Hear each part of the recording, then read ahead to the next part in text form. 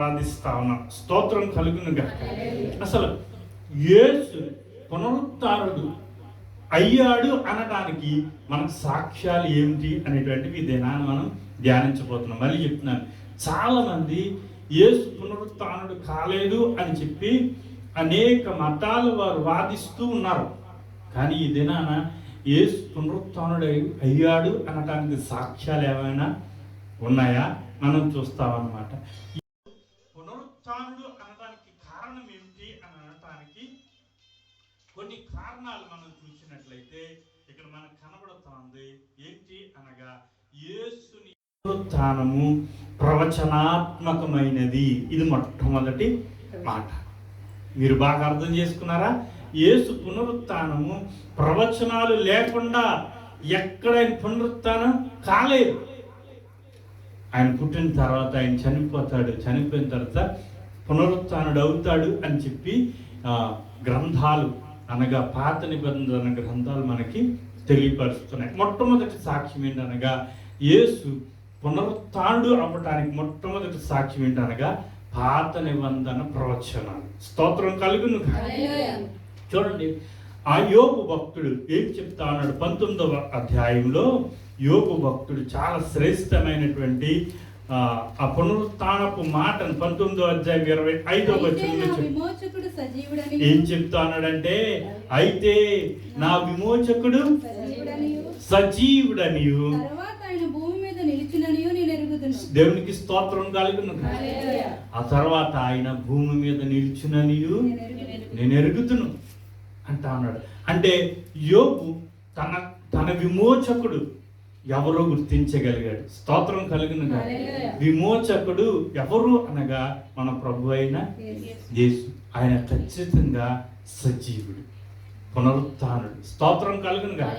పునరుత్థానాన్ని ఏమంటారు అనుకుంటామంటే మనం తకియా అంటారు. ఏమంటారు చెప్పండి? అనండి అందరూ అన్నది ఏమంటారు? తకియా అంటారు. విమోచకుడు అంటే ఏంటి తెలుసా? విమోచనను గౌలే అంటారు. విమోచన హిబ్రూలే అంటారు చెప్పండి. గౌలే అంటే విమోచన. అంటే తకియా అయిన వాడు మాత్రమే విమోచకుడు. ఆయన మన ప్రభు అయిన పాత నిబంధన ప్రవచనాలు చెప్తా ఉన్నాయి, ఆయన పునరుత్థానుడు అవుతాడు అని. స్తోత్రం కలుగును. ఇంకొక మాటను మనం చూస్తే, కీర్తనాకారుడైన దావీదు కూడా ప్రభు యొక్క పునరుత్థానానికి సాక్షిగా ఉన్నాడు. 16వ కీర్తన మనం చదువుకున్న దాంట్లో 10వ వచనం చూడండి. ఎందుకనగా దేవునికి స్తోత్రం కలుగును. ప్రవచనాత్మకంగా అక్కడ మాట్లాడుతున్నాడు భక్తుడు. ఎందుకనగా అది మెస్సియానిక్ సామ్స్ అంటారు. దాన్ని మెస్సియానిక్ సామ్ అంటే ఏంటంటే యేసుని కూర్చున్నటువంటి కీర్తన. ఏమంటున్నాడు 16:10లో? ఏలయనగా ఎందుకనగా నీవు నా ఆత్మను పాతాళములో తర్వాత ఏమంటున్నాడు? ఆ స్తోత్రం. పరిశుద్ధుడు ఎవడంటే ప్రభువు మాత్రమే. ఈ మాట అర్థం చేసుకున్నారా? పరిశుద్ధుడు ఎవరు చెప్పండి? ప్రభువు మాత్రమే. ఆయన జననము, ఆయన జీవితము, ఆయన మాట, ఆయన క్రియలు, ఆయన ప్రవర్తన సమస్తము పరిశుద్ధతే. పరిశుద్ధులలో అతి శ్రేష్ఠుడు ఎవరనగా యేసయ్య. ఎందుకనగా పరిశుద్ధుని కుళ్ళు పట్ట నీవు. స్తోత్రం కలుగును. అంటే యేసు పునరుత్థానానికి సాక్ష్యాల్లో 3వ సాక్ష్యం చూస్తాను. యెషయా గ్రంథం 53వ అధ్యాయం చివరి లైన్ చూస్తే 53వ అధ్యాయం 10వ వచనంలో చివరి లైన్ చూడండి. యెషయా గ్రంథం ఎందుకంట అతడు దీర్ఘాయుష్మంతుడు అంటే అంతకుముందు అపరాధ బలి అవుతాడు, సఫలమగును. దీర్ఘాయుష్మంతుడు అంటే ఏంటి? చనిపోయి దీర్ఘాయుష్మంతుడు అవుతాడు. 53వ అధ్యాయం తీసారా? ముందు వచనం కూడా చదవండి, మీకు అర్థమవుతుంది. యెహోవాకు ఇష్టమాయెను, చేశాను. అతడు తన్ను తానే పాప పరిహారార్థ బలి చేయగా అపరాధ పరిహారార్థ బలి అంటే చనిపోయాడా బ్రతికాడా? బాగా చూడండి. అపరాధ పరిహారార్థ బలి అంటే చనిపోవటమేనా? చనిపోయాడు. ఇప్పుడు 10వ వచనం చివరి లైన్ చూస్తే దీర్ఘాయుష్మంతుడు అంటే చనిపోయిన తర్వాత ఏమవుతాడు? అంటే ఏంటి తెలుసా? ఆయన బలి అవుతాడు, తిరిగి పునరుత్థానుడై దీర్ఘాయుష్మంతుడు అవుతాడు. ఎవరు ఆయన అంటే మన కొరకు ప్రాణం పెట్టిన మన ప్రభు అయిన యేసు. యేసు పునరుత్థానానికి సాక్ష్యాలు ఏమైనా ఉన్నాయా అంటే మూడోది చూసాం. మొదటిది యోబు పలికాడు సజీవుడు అని. తర్వాత దావీదు గారు పలుకుతున్నాడు పరిశుద్ధిని కుళ్ళు పట్టని అంట. మూడవది యెషయా గ్రంథంలో యెషయా భక్తుడు ప్రవచిస్తా ఉన్నాడు దీర్ఘాయుష్మంతుడు. యేసు మరణానికి పాత నిబంధనలు ఇంకా సాక్ష్యాలు ఏమైనా ఉన్నాయా అని చూస్తే హోషియా భక్తుడు 6:2 చెప్తాడు. చదవక్కర్లేదు, మనకు సమయం అయిపోతుంది కనుక చదవక్కర్లేదు. అక్కడ కూడా చెప్తా ఉంటాడు 2 దినములు అయిన తర్వాత 3 దినాలు అంటాడు. మళ్ళీ చూడండి, బ్రతుకున్నట్లు ఏంటంటే 3వ దినమున స్థిరపరుస్తాడు పునరుత్థానుడై అయిన మన ప్రభు. మనల్ని స్థిరపరిచిన వాడు. స్తోత్రం కలుగును. కనుక యేసు పునరుత్థానం ఈ లోకంలో చాలా మంది చాలా హేళనగా మాట్లాడుతూ ఉన్నారు. యేసు యొక్క పునరుత్థానాన్ని పరిశుద్ధ గ్రంథంలోనే హేళనగా మాట్లాడాడు ఆయన పునరుత్థానాన్ని కదా. చూడండి, ఆ వరుసలోనే మనం యేసు పునరుత్థానానికి వెళ్ళే వరుసలోనే మనం చూద్దాం. మొట్టమొదటిది పాత నిబంధన ప్రవచనాలు ఆయన పునరుత్థానాన్ని సాక్ష్యంగా ఉన్నాయి. రెండవదిగా ఆయన 33.5 సంవత్సరాలు బ్రతికారు కదా. ఆయన ఎప్పుడైతే మీరు ఈ మాటను బాగా అర్థం చేసుకోండి, ఎప్పటి నుండి ఆయన చనిపోతాను, నన్ను పట్టుకుంటారు, నన్ను ఎరుశూలులో బంధిస్తారు, నన్ను గాయపరుస్తారు, గొర్రెలేని మీరు అందరూ చెల్లా చెదరైపోతారు, ఇదిగో నన్ను చంపుతారు 3వ దినాన. ఎప్పుడు చెప్పారో తెలుసా? ఆయన క్షమించారు రూపాంతరమైన దినం నుండి చెప్తా ఉన్నారు. రూపాంతరం అవ్వలేదా? ఆ సమయం నుండి ఆయన చెప్తూనే ఉన్నారు. అత్యధికంగా ఎప్పుడు చెప్పారంటే ఆయన కైసరియాలు ఎన్ని అని చెప్తాను చెప్పండి. కైసరియాలు ఎన్ని? 2. ఫిలిప్పుదైన కైసరియా అంటే హెర్మోన్ ప్రాంతాల దగ్గర ఉండేది. ఇక్కడ సముద్రం ఒడ్డున ఉంటుందే ఆ కైసరియా మార్తిమా అంటాం. 2 కైసరియాల్లో ఆయన ఫిలిప్పుదైన కైసరియాకి వెళ్ళారు. అంటే దాను గోత్రం అక్కడికి వెళ్ళారు శిష్యులతో. అక్కడికి వెళ్ళినప్పుడు 4 సువార్తల్లో అక్కడే రాశారు. ఏంటి? ఆయన మరణాన్ని, ఆయన యొక్క పునరుత్థానాన్ని గురించి. నేను చెప్పే భాగం ఏంటనగా, మొట్టమొదటి పాత నిబంధన భక్తులు సాక్ష్యంగా ప్రవచిస్తే, రెండవది యేసు తన మాటలే తనను తాను చెప్పుకుంటూ నేను పునరుత్థానుడని అవుతాను, 3వ దినాన లేస్తానని ఆయనే స్వయంగా చెప్పారు శిష్యులతో. ఈ మాటను అర్థం చేసుకున్నారా? ఎవరు చెప్పారు? నేను లేస్తా పునరుత్థానుడు అవుతానని యేసే చెప్పారు. 16వ అధ్యాయం మత్తయి సువార్త ఒకసారి 16వ అధ్యాయం మత్తయి సువార్త 21వ వచనం చదవండి. మత్తయి సువార్త 16వ. అప్పటి నుండి యెరూషలేమునకు వెళ్ళి పెద్దల చేతను ప్రధాన యాజకుల చేతను శాస్త్రుల చేతను అనేక హింసలు పొంది ఏంటి ఇంకా పొందలేదు, భవిష్యత్తులో నేను పొంది చంపబడి 3వ దినమున లేచుట అగత్యమై. 3వ దినం లేచుట అని మన భాషలో ఏమంటున్నాం? అందరూ చెప్పాలి. ఏమంటున్నా? ఎవరు చెప్పారా మాట? తనను గూర్చి జరగబోయే పునరుత్థానపు, తన మరణం, తన గాయం, తన రక్తం, తన కలువరి అన్నీ చెప్తా ఉన్నాడు. ఎవరితో? శిష్యులతో. మొట్టమొదటి ప్రవచనాలు చెప్తే 2 యేసు ప్రభు వారే స్వయంగా చెప్పారు. 4 సువార్తల్లోనూ చెప్పారు. మీకు ఇంకా కావాలంటే మత్తయిలో 2 సార్లు చెప్పారు. 20వ అధ్యాయం రండి. 20వ అధ్యాయం 17 నుంచి ఒకసారి చదవండి. 20వ. వెళ్ళనై ఉన్నప్పుడు 12 మంది శిష్యులను ఏకాంతంగా తీసుకుని పోయి 12 మందిని ఏకాంతంగా తీసుకుని పోయి మార్గమందు వారితో ఇట్లా నేను ఇదిగో యెరూషలేమునకు వెళ్ళుచున్నాము. అక్కడ మనిషి కుమారుడు ప్రధాన యాజకులకును శాస్త్రులకు వారు ఆయనకు మరణ శిక్ష విధించి ఏం చేస్తారంట? మరణ శిక్ష విధించి ఆయనను అపహాసించి హింసించుటకు ఉమ్. కొరడాలతో కొట్టుటకును కొట్టుటకును సిలువ వేయుటకును ఉమ్. అన్యజనులకు ఆయనను అప్పగింతురు. ఆ. మూడవ దినమున ఆయన మరలా లేచును. స్తోత్రం కలుగునుగా. హల్లెలూయా. ఆయన బ్రతికి ఉన్న కాలంలో, పరిచర్య చేసిన కాలంలో పునరుత్థానాన్ని గురించి చెప్పుకున్నారు. ఈ మాటను అర్థం చేసుకోండి. ఇలా పోతే మార్కు సువార్త 8:31 ఉంటుంది, లూకా సువార్త 9:22 ఉంటుంది. ఇంకొక శ్రేష్టమైన వచనాన్ని నేను చదివిస్తానే. ఆయనను గూర్చి ఆయన కల్వరి గిరిలో మరణించారు. ఆయన మరణించి నేను లేస్తాను అని చెప్పారు 3వ దినాన. దాని పునరుత్థానం అన్నాం. ఆయన ప్రకటన గ్రంథంలో, ఈ మాటను అర్థం చేసుకోండి, ప్రకటన గ్రంథంలో స్వయంగా తానే చెప్తున్నారు ఏం జరిగిందో. ఇప్పుడు మనం చెప్పేది ఏంటంటే ఆయన ఇంకా మరణించలేదు, ఆయన ఇంకా పునరుత్థానం కాలేదు, నేను అవుతాను అని చెప్పారు. ఎవరు? భవిష్యత్తులో నేను కొన్ని రోజులలో యెరూషలేములో నన్ను చంపుతారు, నేను సమాధి చేయబడతాను, నేను పునరుత్థానం అవుతానని చెప్పారు కదా. రెవల్యూషన్ ప్రకటన గ్రంథానికి వస్తే చక్కటి మాట 3వ అధ్యాయానికి వచ్చి 8వ వచనం చదవండి. అదే యేసు ప్రభు మాట్లాడుతా ఉన్నాడు. ఎక్కడికి వచ్చాం? 3:8 వచ్చారా? ఎరుగుదును. కొంచెం నేను ఎక్కడో డీవియేట్ అయ్యాను, నేను వస్తా ఉన్నాను అక్కడికి. రెవల్యూషన్ ప్రకటన గ్రంథం 3వ అధ్యాయం 8వ వచనం చదవ. 2వ అధ్యాయం 8వ వచనం, క్షమించున్నాను, 2వ అధ్యాయం 8వ వచనం. స్మరణలో ఉన్న సంఘపు దూతకి ఇలాగు వ్రాయము. స్మరణలో ఉన్న సంఘపు దూతకి ఇలాగు రాయము. మొదటివాడును. ఎవరైనా మొదటివాడు.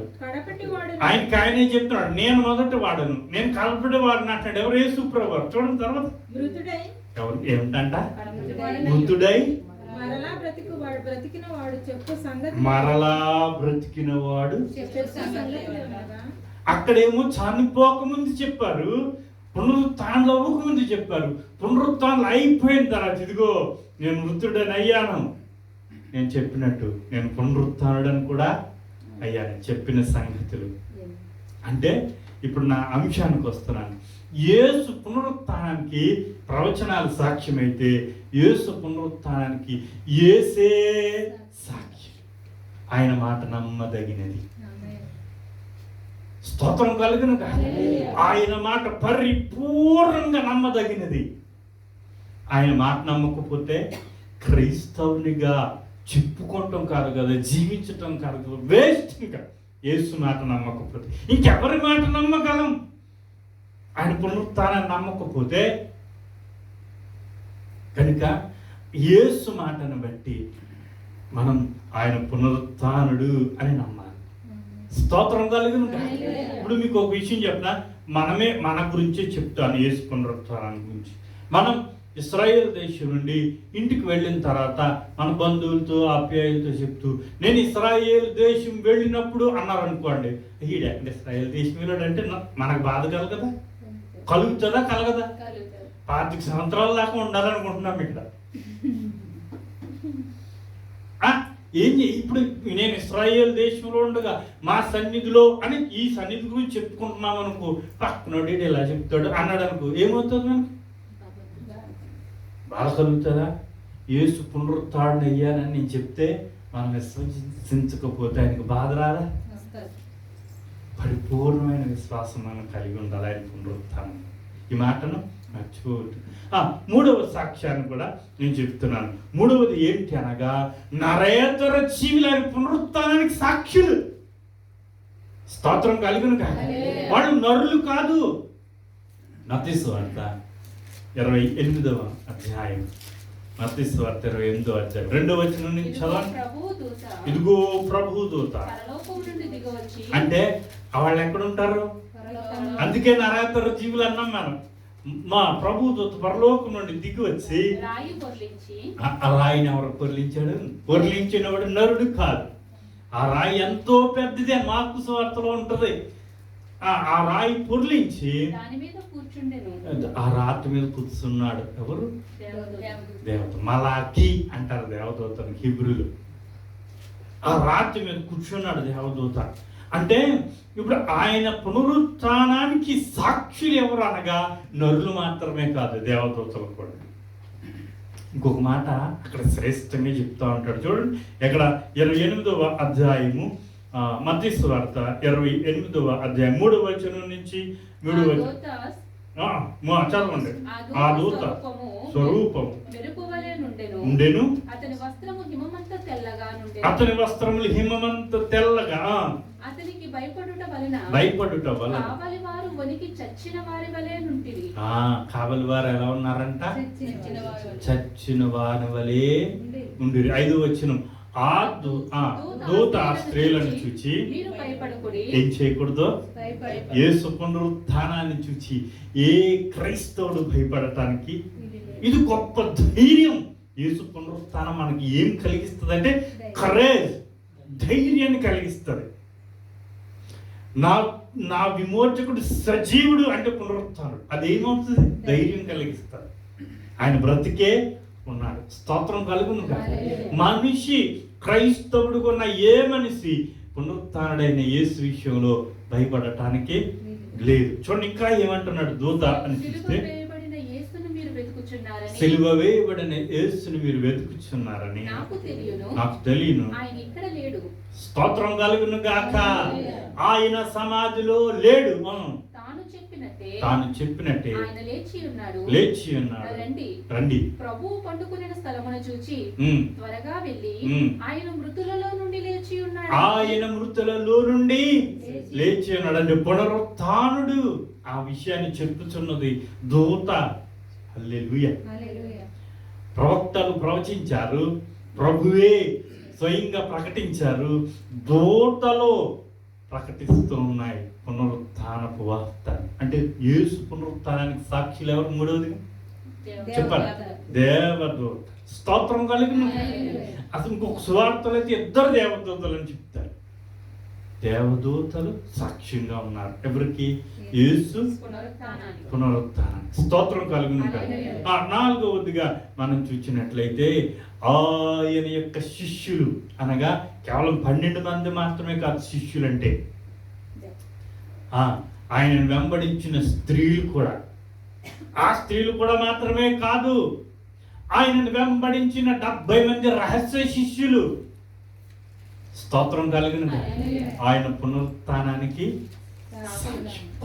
కొంచెం మీకు బ్రీఫ్గా చెప్పి నేను ముందుకు వెళ్ళిపోతాను. ఎంత షార్ట్ మెసేజ్ ఇవ్వాలని అనుకుంటున్నానంటే పెద్దగా మేము ఇబ్బంది పెట్టాలని అనుకోవట్లేదు. దేవునికి స్తోత్రం కలుగునుగా. మహాగణుడును మహోన్నతుడైన దేవాది దేవుని స్తుతిస్తూ యేసు పునరుత్థానానికి సాక్షులుగా 4వ వారిని ఏం చేస్తా ఉన్నామంటే, ఆయన 12 మంది శిష్యులు, ఆయన వెంబడించిన స్త్రీలు అనేక మంది ఉన్నారు కదా. యేసు జీవించిన కాలంలో ఇందాక మనం కైసరియా, ఫిలిప్పుదేని కైసరియా అన్నాం కదా. అక్కడ 4 సువార్తలు లిఖించాడు. ఏమని? నేను యెరూషలేముకు వెళ్తాను, శాస్త్రులు పరిసయ్యులు అందరూ కలిపి నన్ను పట్టుకుని హింసించి బంధించి చంపి పాతి పెడితే నేను పునరుత్థానుడు అవుతానని పదే చెప్పుకుంటూ వచ్చారు కదా. ఇంకో మాట చెప్పిన వాళ్ళకే చెప్పారు, శిష్యులని ఏకాంతంగా అన్నాడు. ఇందాక మనం మత్తయి సువార్తలు చూసాం కదా, 20 అధ్యాయం తీకండి అన్న. అక్కడ ఎవరితో చెప్పాడు? శిష్యులు 12 మందితో చెప్పాడు. అయితే ఏం చేశారంటే మర్చిపోయారు. ఏం చేశారు? మర్చిపోయిన తర్వాత దూత చెప్పి ఆ మగ్దలేని మరి పరుగు పరుగున వాళ్ళు ఎక్కడైతే తలదాసుకున్నారో ఆ మేడ గది అంటాం కదా, ఆ మేడ గది కెనాకల్ అంటాం కదా, ఆ మేడ గదిలో దాక్కున్నారు. దావీదు సమాధి దగ్గర ఉండే మేడ గది. పరిగెత్తుకుంటూ వెళ్ళి వాళ్ళకి ఆ వార్తను చెప్తే ఆ యోహాను సువార్తికుడు రాస్తాడు ఏమని అనగా, పేతురు యోహాను పరుగును వచ్చారంటే ఎక్కడికి? ఉగుర్చుకుంటూ యేసు సమాధిని చూచారు. అక్కడ లేరు. ఆ వార్త ఎవరు చెప్పారంటే స్త్రీలే. పునరుత్థానపు వార్త ప్రకటించిన దూతల తర్వాత 2వ స్థానం ఎవరితో తెలుసా? అది మీదే. స్తోత్రం కలుగును గాక. అయితే ఆ యోహాను ఏం చేశాడంటే లోపలికి వెళ్ళి ఆయనను చూచి ఎమ్మి ఖాళీగా ఉంది, ఎవ్వరూ లేరు అని చెప్పి, తర్వాత పేతురు కూడా వెళ్ళి చూచి ఆ మడత పెట్టి ఉండటం ఇవన్నీ చూచారు. ఇప్పుడు యేసు పునరుత్థానానికి సాక్షులు ఎవరు? 4వది శిష్యులు అంటే ఆయనను వెంబడించిన ప్రతివారు. స్తోత్రం కలిగింది. ఆయన వెంబడించిన వారు ఆయన సువార్తను ప్రపంచమంతటికి చెదిరిపోయి, యేసు చనిపోయాడు, సమాధి చేయబడ్డాడు, పునరుత్థానుడు కూడా అని ఆయన సువార్తను ప్రకటించిన వారు ఎవరో తెలుసా? శిష్యులు. స్త్రీలు, పురుషులు అందరూ కూడా. అంటే అందరూ నేను ఎందుకు అంటున్నానో తెలుసా? లూకాసు వార్త 14:15 అక్కడ ఉంటే యెరూషలేము నుండి 2 వ్యక్తులు ఏం చేస్తున్నారు? నడుచుకుంటే అమ్మాయి మార్గానికి యేసు ప్రభు శిష్యులకి ఎక్కడ రాయబడలేదు. ఆమె మీకు ఆ మాట అర్థమైందా?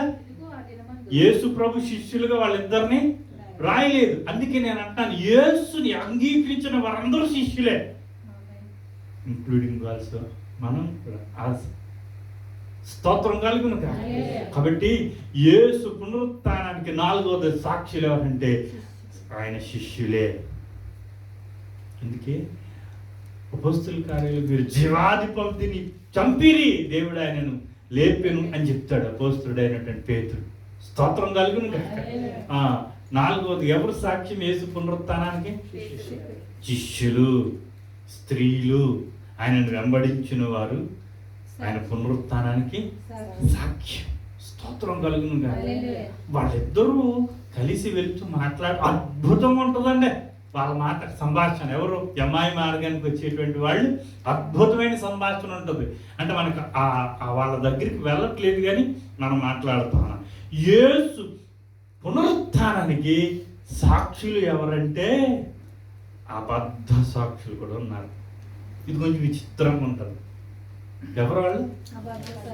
ఒకసారి మత్తయి సువార్త 27వ అధ్యాయానికి రండి. మత్తయి సువార్త 27వ అధ్యాయం 63 నుండి ఒకసారి చదవండి.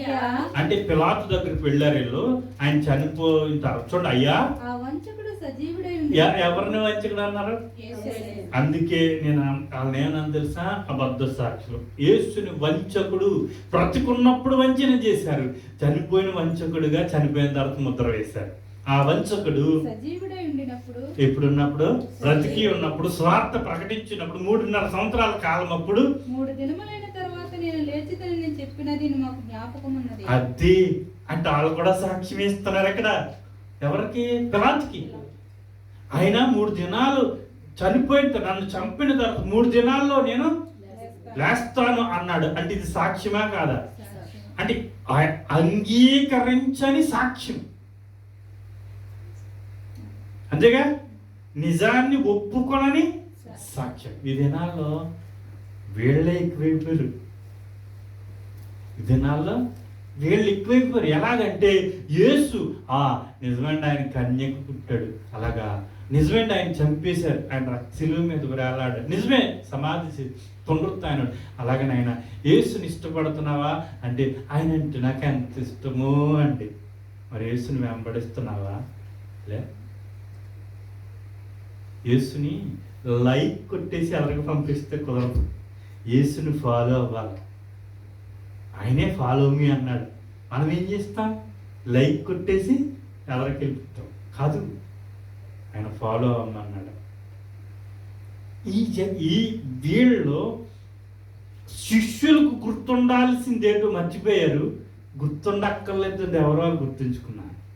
శిష్యులు మర్చిపోయారు, నేను లేస్తాను 3వ దినానంటే. వీళ్ళకి ఎవరు గుర్తుందంటే యేసుని శోధించటానికి, యేసుని అవమానపరచటానికి, యేసుని బంధించటానికి, యేసుని చంపటానికి అనేక మార్లు ప్రయత్నించారే. వాళ్ళకు గుర్తుంది. వాళ్ళకు గుర్తుంది. హేరోదీయులు, పరిసయ్యులు, శాస్త్రులు, సద్దూకాయులు, ఆ ప్రధాన యాజకులు, మత సంబంధమైన వారు అందరికీ గుర్తుంది. ఆయన వెంబడించిన వారికి మర్చిపోయారు, గుర్తులేదు.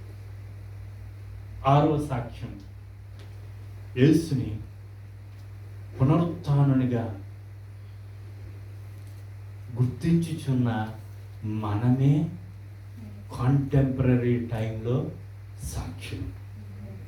ఈ మాట చెప్తున్నాను. మళ్ళీ యేసు పునరుత్థానుడు అయ్యాడు అని చెప్పి ప్రస్తుత బ్రతికి ఉన్న కాలంలో మనమే సాక్ష్యం.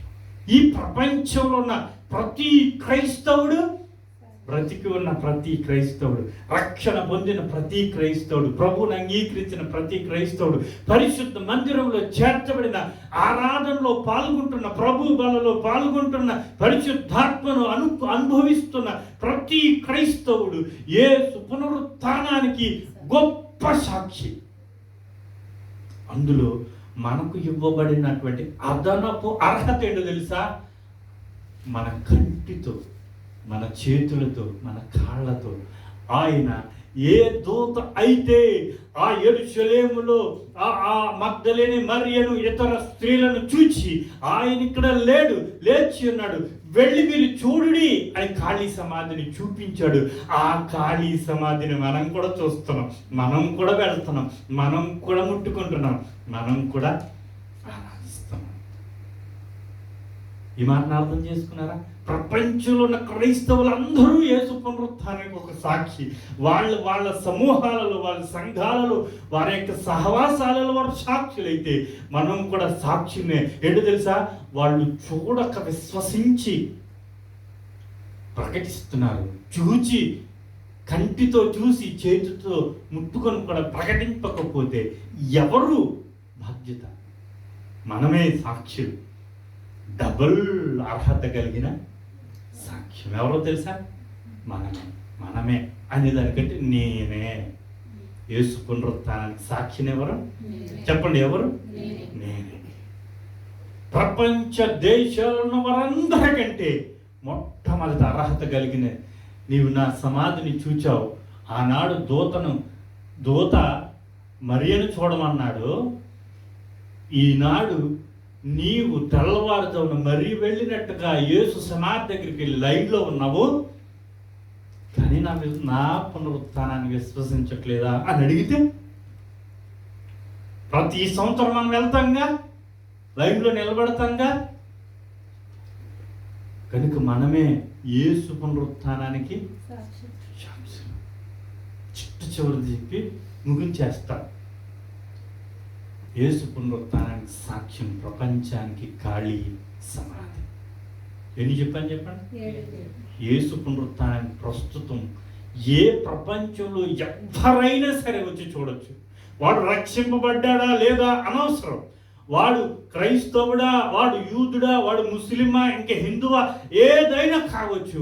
వాడు యెరూషలేం వెళ్ళి ఆ రిలిజియన్తో సంబంధం లేకుండా వెళ్ళి యేసు సమాధిని చూచి రావచ్చు.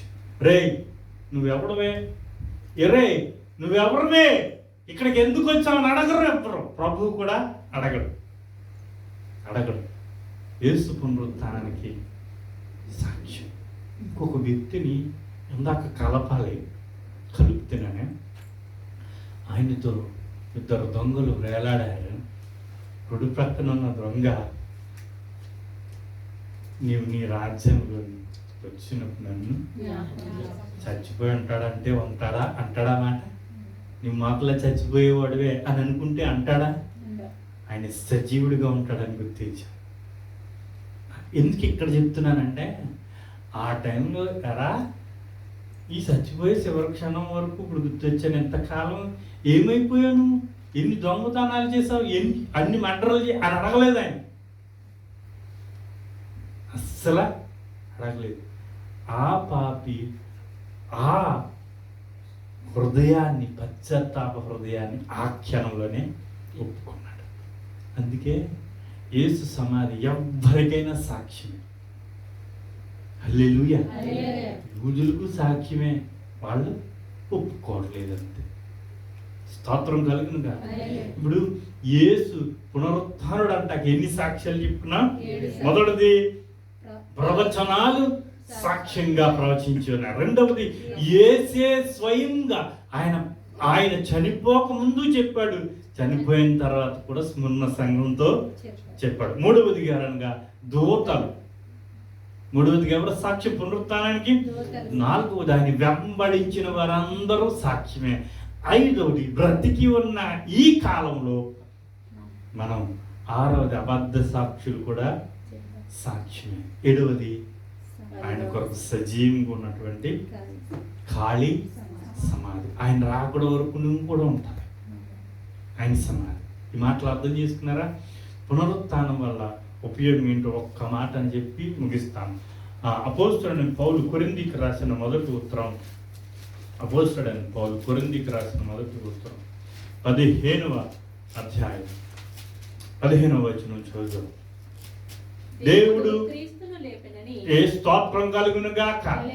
దేవుడు ఎవరిని లేపాడు? క్రీస్తును లేపెనని. అంటే పునరుత్థానుడైన యేసుని గురించి చెప్తూ ఆయనను గురించి ఆయనను గూర్చి మేము సాక్ష్యము చెప్పి స్తోత్రం చెప్పండి. సాక్ష్యం ఎవరు? ఆయనను గురించి మేము సాక్ష్యం మేము, ఆయన పునరుత్థాడని మేము ఈ దినాన మనం చెప్పాలి. యేసు పునరుత్థాడని మేము సాక్ష్యం అని మనం అనగలగాలి.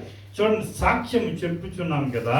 మృతులు లేపబడని ఎడల ఏంటంట? మృతులు లేపబడని ఎడల దేవుడు ఆయనను లేపలేదు కనుక దేవుడు ఆయనను లేపలేదు గనుక మేమును దేవుని విషయమై అబద్ధపు సాక్షులముగా అగబడుచున్నాము. మృతులు లేపబడని ఎడల అంటే భవిష్యత్తులో మృతులు లేపబడని ఎడల క్రీస్తు కూడా లేపబడలేదు. క్రీస్తు కూడా లేపబడలేదు. క్రీస్తు లేపబడని ఎడల ఇప్పుడు చూడండి, మనకు ఏంటి నష్టం లేపబడకపోతే? ఇక్కడ స్పష్టంగా ఉంది. యేసు 2000 సంవత్సరాల క్రితం పునరుత్థానుడు కాకపోతే ఈ దినాన మనకు కలిగే నష్టం ఏంటి చెప్తున్నాడు. చూడండి ఇక్కడ. మీ విశ్వాసము వ్యర్థమే. మొట్టమొదటిది ఏం తెలుసా? ఆయన ఆ దినాన లేపబడలేదు, పునరుత్థానుడు కాలేదంటే మన విశ్వాసం ఉంచక్కర్లేదు. రెండవది ఏంటి చెప్తున్నాడు చూడండి. మీరింకనూ మీ పాపములోనే ఉన్నారు. అది మనకు కలిగిన నష్టం ఏంటి తెలుసా? పాపంలోనే ఉంటాం. ఎప్పుడు ఆయన పునరుత్థానుడు కాలేదు అనుకుంటే మనం పాపంలోని బానిసత్వంలోనే ఉన్నాం. పాపపు ఊబిలో మునిగిపోయి ఉన్నాం. ఆయన పునరుత్థానుడు కాబట్టి మనలను పాపపు ఊబి నుంచి లేపి శుద్ధునులుగా, అందుకే రోమపత్రిక ఉంటది, ఆయన రక్తం మనల్ని నీతిమంతునిగా చేసి తీర్చండి. స్తోత్రం కలుగును కనుక యేసు పునరుత్థానం ద్వారా మనకు కలిగిన ప్రయోజనం ఏంటనగా మనము శుద్ధులము, పాపము నుండి విడిపింపబడిన వారము, ఇక బానిసత్వంలో ఉండిన వారము. ఆయన రాకడ వరకు ఆ పరిశుద్ధతను, ఆ నిరీక్షను, ఆ పునరుత్థాన శక్తిని వాక్యం చెప్తుంది. పునరుత్థానబడింది శక్తి అని చెప్తుంది. మనము, మన కుటుంబం, మన సంఘం అందరూ కలిగి ఉండాలని నా మాటలు ముగిస్తాను. దేవుడి పరిశుద్ధ మాటలు మనం వెనుకట్లో దీవించును గాక.